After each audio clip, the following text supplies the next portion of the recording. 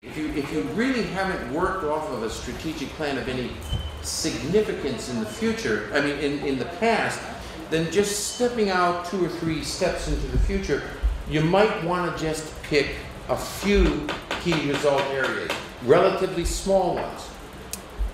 So there's absolutely nothing wrong with saying, okay, this is the first time I'm going to be doing strategic planning, and I'm going to pick one small area,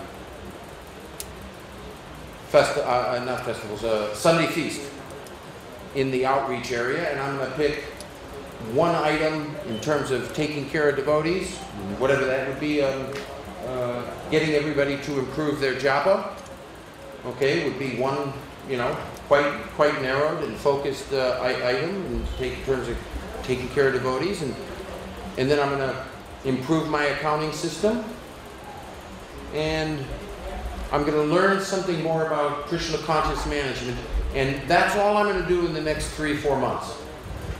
That's a valid, fantastic strategic plan. There's nothing wrong with keeping something so narrow. Yet on the other hand, you have to compare it to what your resources are. Let's say that you made a team of people and you came up with 15 people. And let's say that you have a congregation that's 1,000 people. And let's say that in your congregation you have 200 initiated devotees. Well, having a strategic plan that's that narrow is not going to be so wonderful for engaging all those people. Which then brings me to this next, let's say, most critical point.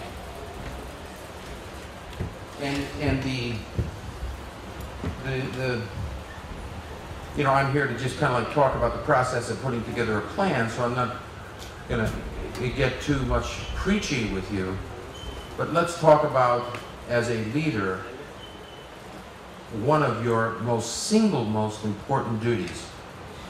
And that is, as a leader, you have to give shelter to the people that you're serving. And giving shelter to the people that you're serving necessarily also includes, it's part and parcel, giving them engagement. You have to engage these people in Krishna's service. That's part of the definition of giving shelter. So part of the reason that we want to put together a strategic plan is because we want to create engagement for people so that they'll be happily engaged in Krishna's service. And I know that Gauranga Prabhu uses one of the quotes from the letter that Prabhupada wrote to Purandar, where he said, you know, you got to challenge them, give them challenging service that they have to reach out for. And you got to give them some field of activity so that they have some degree of independence, and so that they can manifest spontaneity and they can manifest their volunteer spirit, okay? All of those elements are part of creating a strategic plan. The reason that we would create a strategic plan, to engage others in Krishna's service, okay?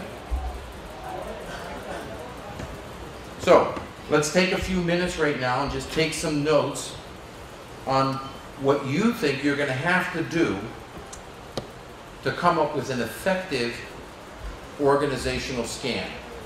Which team members are you going to give it to? What are some of the things that you're going to be asking them to do? What are you know, do we have a database of people, et cetera, et cetera? Anything on that organizational scanning thing, take a few minutes and take some notes on that.